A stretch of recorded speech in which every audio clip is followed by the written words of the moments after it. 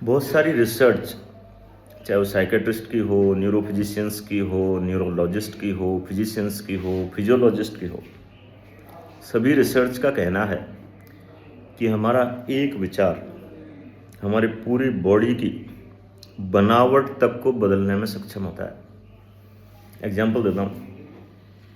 माँ जब बच्चे को दूध पिलाने वाली होती है, जैसे ही वो बच्चे को याद करती है, फट से एक थॉट क्रिएट होता है और उस विचार से दिमाग के रसायन यानी न्यूरोकेमिस्ट्री यानी न्यूरोट्रांसमीटर्स चेंज हो जाते हैं। उन न्यूरोट्रांसमीटर से हार्मोन्स चेंज हो जाते हैं, यानी एंडोक्राइन सिस्टम चेंज हो जाता है। Endocrine system oxytocin hormone release करता है और उसके द्वारा वो ब्रेस्ट में आता है और वहाँ से फटाक से दूध तक टपकने लग जाता है। आपने सुना होगा। और जो महिलाएं नहीं, पुरुष हैं, अश्लीलता के हिसाब से नहीं देखें, लेकिन जैसे ही हम किसी प्रेमिका को, प्रेयसी को, किसी को याद करते हैं, यहाँ से याद करते हैं, मस्तिष्क रसायन रिलीज होते हैं, वो हार्मोन रिलीज करते हैं, ब्लड में फैलते हैं, नसों के द्वारा जाते हैं और लिंग के अंदर इरेक्शन यानी उत्तेजना पैदा कर देते हैं।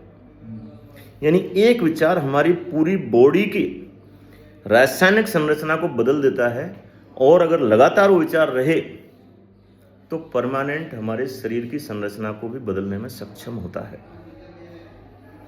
अब कई बार क्या होता है कि हम लोग उन न्यूरोट्रांसमीटर्स में इतने डेफिशिएंट हो जाते हैं, यानी कि मस्तिष्क के रसायन कई बार इतने असंतुलित हो जाते हैं, इतने कम पड़ जाते हैं कि हम चाह के भी वो विचार पैदा नहीं कर सकते।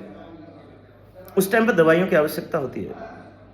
और अगर रासायनिक स्तर आपका ठीक है तो फिर हम केवल विचार को परिवर्तित करते हैं। विचार के परिवर्तन से मस्तिष्क के रसायन परिवर्तित होते हैं, उससे हार्मोन परिवर्तित होते हैं और हमारी पूरी बॉडी के एंजाइम्स, सारे रसायन, कोशिकाओं का जो आदान प्रदान होता है, वो सब बदल जाता है। और इसको अगर सतत अभ्यास करने लग जाएं तो फिर तो आदमी कुछ भी बन जाता है। बड़े बड़े कैंसर तक ठीक होते देखे हैं। शुरुआत करें, बहुत कुछ होगा।